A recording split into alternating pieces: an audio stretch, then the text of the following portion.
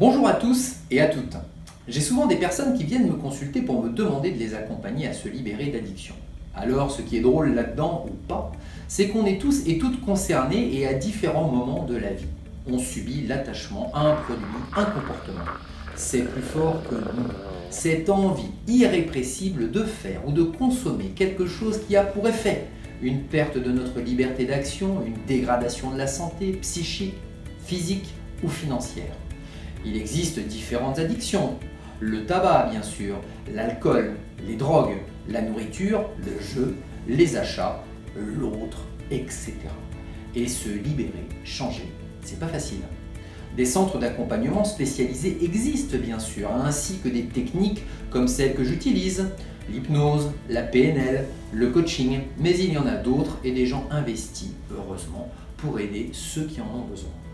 J'aime beaucoup d'ailleurs la complémentarité et l'approche notamment de la naturopathie. C'est pour cela que j'ai invité mon amie Nathalie Gaillard, naturopathe reconnue et qui travaille notamment pour le site Régénérescence, site référence en matière de bien-être, dont nous reparlerons dans une prochaine vidéo. Alors, bonjour Nathalie. Bonjour Cédric. Nathalie, en quoi la naturopathie peut être utile pour se libérer des addictions ? Alors en effet, quel que soit le type d'addiction, la naturopathie peut aider à s'en libérer. Parce que l'essentiel, c'est vraiment de comprendre que ça se joue aussi dans le corps. Bien sûr, ça se joue, comme vous l'a expliqué Cédric juste avant, au niveau émotionnel, mental et tout un tas de domaines au niveau du subtil, en particulier au niveau de nos intestins, au niveau donc de ce que l'on appelait avant la flore intestinale, connue plus globalement maintenant sous le nom de microbiote.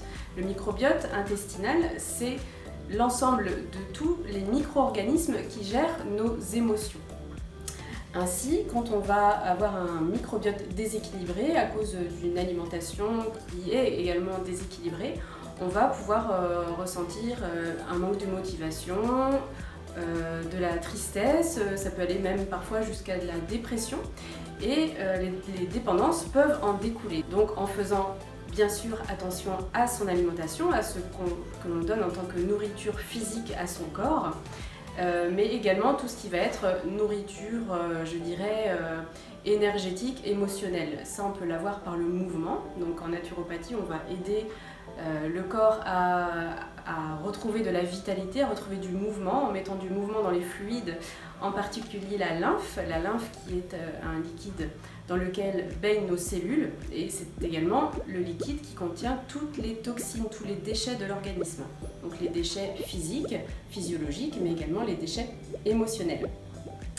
Donc en naturopathie, on va accompagner de manière globale sur ces différents axes. Donc l'alimentation, pour faire que le microbiote intestinal soit équilibré et qu'il puisse produire de manière constante et suffisante les neurotransmetteurs tels que la dopamine, la sérotonine pour les plus connus, le GABA et également l'acétylcholine. La dopamine, ça va être tout ce qui va créer sensation de réconfort, de bien-être et également de motivation.